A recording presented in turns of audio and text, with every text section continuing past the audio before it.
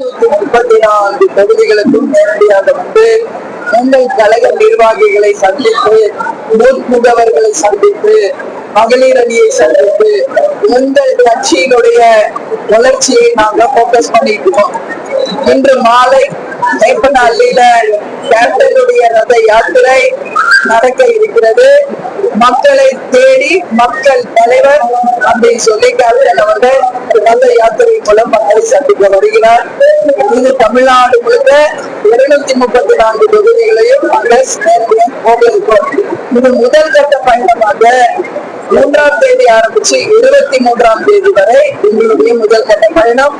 24ஆம் தேதி தலைமை அலுவலகத்துல எல்லாருக்கும் நலத்திட்ட உதவிகள் வழங்கி எம்ஜிஆர் ஸ்கூலுக்கு 50,000 நிதி, மறுநாள் சாப்பாடு இப்பவும் பண்றது போல கேப்டன் அறக்கட்டளையில இருந்து இந்த முறை பல்வேறு பேருக்கு நிறைய உதவிகள் தர இருக்கிறோம். 25ஆம் தேதி கேப்டனுடைய பிறந்த நாள்.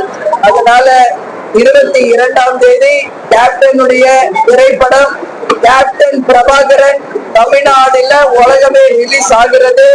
அதனுடைய ஆடியோ லான்ச் இன்னைக்கு சென்னையில நடக்கிறது. அந்த படம் மிகப்பெரிய பிரம்மாண்ட வெற்றிகரமாக வரணும் அப்படின்னு இந்த நேரத்துல வாழ்க்கிறேன்.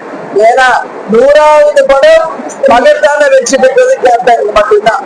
மீண்டும் அந்த திரைப்படம் ரிலீஸ் ஆகிறதுல ஒட்டுமொத்த கட்சி நிர்வாகிகள், தொண்டர்கள் எல்லாருமே ரொம்ப சந்தோஷப்படுறாங்க.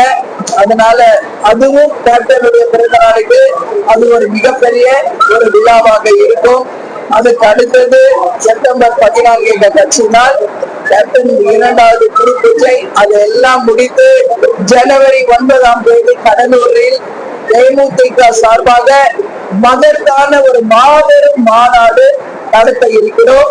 அந்த மாநாடுக்கு தமிழ்நாடு முழுவதும் இருந்து தேசிய முற்போக்கு திராவிட கழகத்தினர், பொதுமக்கள், பெண்கள் என்று எல்லோரும் வந்து கலந்து கொள்ள இருக்கிறார்கள். அந்த மாநாடு ஒரு சரித்திர சாதனையை புரியக்கூடிய ஒரு மாநாடாக இருக்கும்.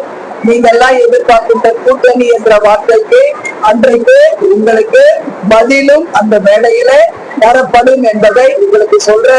இந்த முறை தேமுதிக அமைக்கும் கூட்டணி மகத்தான வெற்றி கூட்டணியாக அமைப்போம். தேமுதிக எங்கு அங்கம் வகிக்கிறதோ அந்த கூட்டணி தான் இந்த முறை ஆட்சியில் அமரும், மகத்தான வெற்றி பெறும் அப்படிங்கறத இந்த நேரத்துல நான் சொல்றேன். நீங்க எதுவும் கேள்வி கேட்கணும்னா கேளுங்க. மாநில கல்வி கொள்கையை இன்னைக்கு முதலமைச்சர் வந்து தேசிய கல்வி கொள்கை அதை மாற்றுவது பல வருஷங்களா வந்து இன்னைக்கு தமிழ்நாட்டுல முதலமைச்சர் மாநில கல்வி இன்னைக்கு நிறைய வருஷம் ஆயிடுச்சு. கல்வி கொள்கைகள்லாம் பல நூற்றாண்டுகளாக வந்து நம்ம பார்த்துட்டு தான் இருக்கோம். ஏன்னா சுதந்திரமானது பிறகு முதலமைச்சர்களாக வந்து காமராஜர்ல இருந்து, அண்ணால இருந்து எல்லாருமே கல்விக்காக உழைத்தவர்கள் தான். இப்போ முதலமைச்சர் இன்னைக்கு அறிவிச்சிருக்காருன்னு நீங்க சொல்றீங்க. நாங்க காலையில 7 மணிக்கெல்லாம் எங்களுடைய பயணத்தை ஆரம்பிச்சுட்டேன். முழுதாக அதை பார்த்து விட்டு அதற்கு பிறகு என்னுடைய கருத்துக்களை சொல்கிறேன். ஏன்னா நான் சொல்ற எதுவுமே சரியாக இருந்தா மட்டும்தான் நம்ம எப்பவுமே சொல்லுவேன். இப்பதான் அறிவிச்சிருக்காரு. இது கல்விக் கொள்கை என்பது உண்மையில் மாணவர்களுக்கு பயன் அளிக்கும் என்றால் அதை தேசிய முற்போக்கு திராவிட கழகம் வரவேற்போம். எனவே நிச்சயமாக அது முழுசா பார்த்துட்டு அடுத்த பிரஸ்க்கு அது மட்டும் பேசும். 70 வந்து தமிழ்நாட்டுக்குள்ள வடமாநில பிள்ளைகளுக்கு வந்து 2011 மகாஜி கணக்கெடுப்புல 70 லட்சம் பேர் வந்து தமிழக வாக்காளர்கள் 10 வந்து இவங்க இப்ப வந்து தமிழ்நாட்டு வாக்காளர்கள்லாம் மாற போறாங்க, அதாவது அவங்களுக்கு வாக்குரிமை கொடுத்தாங்க. இது எந்த விதமான தாக்கத்தை ஏற்படுத்தும்? இந்த கேள்விக்கு நான் ஏற்கனவே பதில் சொல்லியிருந்தேன். தமிழகம் என்பது வந்தாரை வாழ வைக்கும் தமிழகம். வரீங்க, வேலை செய்றீங்க, சம்பாதிக்கிறீங்க, ரைட். பட் ஓட்டுரிமை என்பது நீங்க எங்கு பிறந்து வளர்ந்தீங்கன்னா அந்த மாநிலத்துலதான் இருக்கணும். அதுல எந்த மாற்றத்துக்குமே இல்லை. நீ நம்ம தமிழ்நாடு போய் சேர்ற எவ்வளவு பேர் ஃபாரின்ல போய் வேலை பார்க்கறாங்க. தேர்தல் நேரம் வரும்போது வராங்க, தமிழ்நாட்டுக்கு வந்து ஓட்டு போட்டு போகணும்னு நினைக்கிறவங்க போறாங்க. அது மாதிரி இன்னைக்கு பீகார் மற்றும் வட மாநிலத்தவர்கள் எங்க பார்த்தாலும் இன்னைக்கு அவங்கதான் இங்க வேலையில இருக்காங்க, கண்கூட பாக்குறோம். அவர்களுக்கு ஓட்டுரிமை என்பது அவங்க மாநிலத்துல இருந்தாதான் அது வரவேற்கக்கூடிய ஒரு விஷயமாக இருக்கும். அதுதான் தமிழ்நாட்டுக்கும் சரி, இந்தியாவுக்கும் சரி நிச்சயமாக ஒரு நல்ல உதாரணமாக இருக்கும். இந்த ஆணவ பகுதியில சிறப்பு சட்டம் கொண்டு வந்திருக்காங்க. அது நிறைவேற்றப்படும் நம்ம மினிஸ்டர் கூட சொல்லியிருக்கோம்.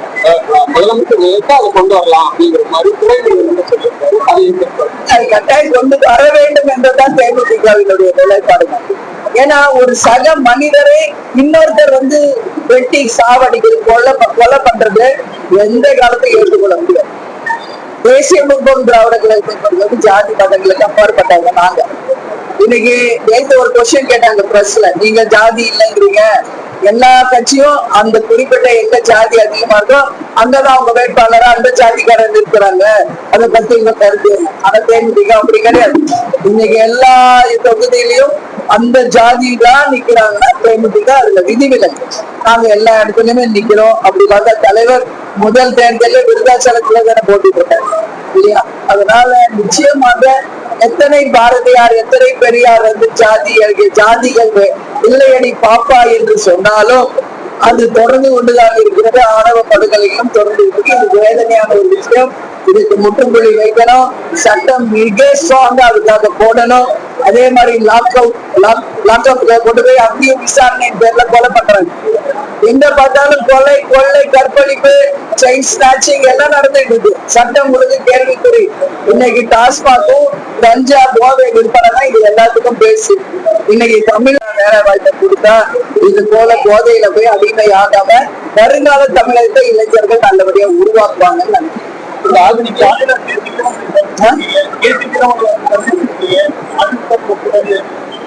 யாரு சந்திச்சு இல்ல இல்ல, அது அவருடைய ஹோட்டலுங்க. அது அதுல தங்கி இருந்தோம். அதனால மரியாதை நிமித்தமா அவங்க சந்திச்சுட்டு போனாங்க, அவ்வளவுதான். ஹோட்டல்ல தங்குறதுக்கெல்லாம் கூட்டணி சம்பந்தம் இல்லை. அது நீங்க அங்க போய் கேங்க, எந்த கேட்டீங்கன்னா நாங்க எங்க கட்சியை தான் போக்கஸ் பண்றோம். 6 இடம் சொல்ல முடியும். ஜனவரி 9 தான் அது வந்துச்சு. 50% மார்க் கொஞ்சம் கீழே அந்த நலம் சரிக்கு போனீங்க. இன்னைக்கு இவரையும் பாத்துக்கீங்க. இது எப்படி சொல்றாங்கன்னா கூட்டணி பேச்சுவார்த்தைகள் நடக்கிறதா அப்படிங்கிற மாதிரி ஒரு நம்ம பத்திரிகையாளர்களுடைய கண்ணோட்டம் பார்த்தா ஒரே ஒண்ணு கூட்டணி. அதை தவிர வேற யோசிக்கிறது கிடையாது. அரண்டவன் கண்ணுக்கு இருந்ததெல்லாம் பேய் மாதிரி ஒருத்தரை பார்த்தா ஒருத்தருக்கு உடந்தால விசாரிச்சா ஒரு ஹோட்டல்ல தங்க உடனே கூட்டம். அதுக்கு சம்பந்தமே இல்லைங்க. தெளிவா நான் சொல்றேன். பத்திரிகையாளருக்காக நீங்க எங்களுக்கு சப்போர்ட் பண்ணுங்க. நான் தெளிவா சொல்லிட்டு இருக்கேன். எங்க கட்சியை வளர்ச்சியை தான் நாங்க போக்கஸ் பண்றோம். இன்னைக்கு கேப்டன் எங்க கூட இல்ல. அந்த கேப்டன் நாங்க ஃபீல் பண்ணோம். 10 வருஷம் கேப்டன் ஹெல்த் சரியில்லாம அவர் கூடயே இருந்ததுனால இந்த மாதிரி நேரடியா எங்க தொண்டர்கள் சந்திக்கிற வாய்ப்பு இல்லை. இப்போ அந்த கேப்டன் மறைஞ்சு 1.5 வருஷம் ஆன பிறகுதான் வெளியவே நாங்க வரோம். அதனால எங்க கட்சியை எங்க நிர்வாகிகள் தொண்டர்களை நேரடியாக சந்திக்கிற ஒரு வாய்ப்பை இப்ப நாங்க ஏற்படுத்தி அது மிக சிறப்பாக போயிட்டு இருக்கு. ஜனவரி 9க்குள்ள சில மீட்டிங் எல்லாம் முடிச்சு மகத்தான ஒரு கூட்டணி அமைச்சு நாங்க ஜனவரி 9 மாநாட்டுல